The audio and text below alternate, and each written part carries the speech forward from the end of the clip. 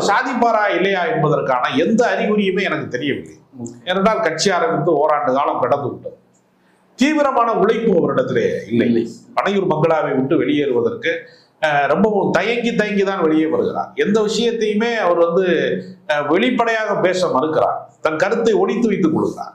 அதனால ஒட்டுமொத்தமாக விஜய் அவர்கள் அந்த விக்கிரவாண்டி மாநாட்டிலே பேசியது, பள்ளி மாணவர்களுக்கு பரிசீலிக்கும் போது பேசியது, அப்புறம் அம்பேத்கர் புத்தக வெளியீட்டு விழாவிலே பேசியது என்று மொத்தமாக கணக்கு பார்த்தாலே ஓராண்டு மொத்தத்திற்குமே 1 மணி நேரத்திற்கு குறைவாக பேசியிருக்கிறார். அப்போ ஒரு அரசியல் கட்சியினுடைய தலைவர் ஒவ்வொரு நாளும் மக்களிடத்திலே உரையாட வேண்டும், மக்களை நேரடியாக சந்திக்க வேண்டும். இவர் கட்சி நிர்வாகிகளை கூட எல்லாரையும் சந்தித்தாரா என்று தெரியவில்லை. பல கட்சி நிர்வாகிகள் விஜயை பார்க்க முடியவில்லை என்று சொல்கிறார். எனவே தன்னை பாதுகாப்பதற்கு பவுன்சர்களை வைத்துக் கொண்டு, மத்திய அரசாங்கத்தின் தயவிலே ஓய்பிரிவு பாதுகாப்பை வைத்துக் கொண்டு எந்த பிரச்சனை